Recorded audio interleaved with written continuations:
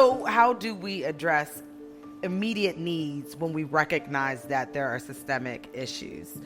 Because we realize that we are all part of a system. They exist. This community, the mindset that it is in, is because of a system. Part of my heart and part of my calling as who I am as a person, I've just felt passionate about doing what I can to serve our community, but also like every single person in the world is just as complex as you are, and like learning people's experiences is really interesting to me. When we went to Beaver Falls and saw the local communities and the small business owners, that was really nice because we got to hear little pieces of people's stories.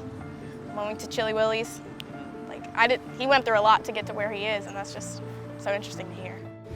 Myself, a few other gentlemen, and some young men did this whole thing together. Little did I know, one day I would be running my cheesesteak shop out here. So I started off working with the young men, investing in the community, investing in young men.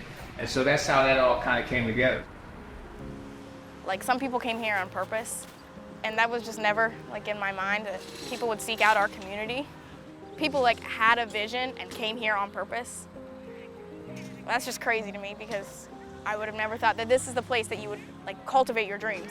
But it is for some people, and that was crazy to me.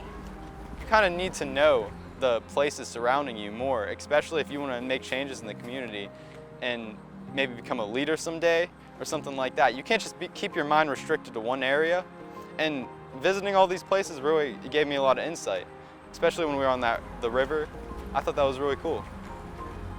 If you see trash on the ground, don't be mad about it. Be like, no, I'm just going to be a part of picking it up too. And, and then you think like, oh, maybe I won't buy that plastic bottle. But also like, I will buy an iced coffee and I enjoy it very much. So do not be hard on yourselves ever, but just don't throw it on the ground. That's pretty much the thing, and don't, doing your best and picking up stuff that you do see on the ground. It's always helpful because it all ends up in the river. I feel like a lot of people don't recognize the power that they hold to make a potential change in their community. All you need to do is just set your mind on something and then you can do it. I mean, if you just plan on doing something, you need time, and the biggest thing you kind of need is connections and people, which is, for some people, is hard to make, but if you do some research, find the right people to contact and you've friends, then it becomes easier.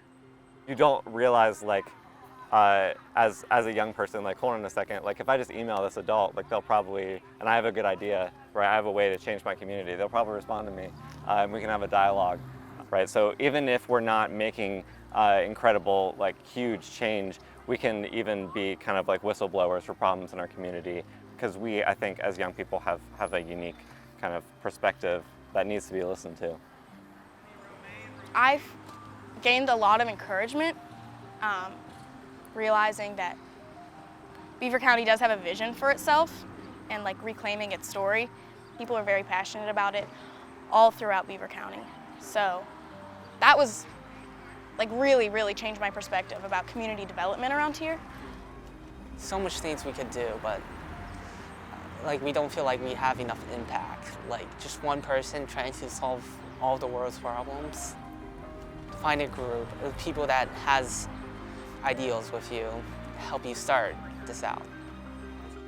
It's very complicated, but if you just try, like, take one step at a time, we could accomplish it.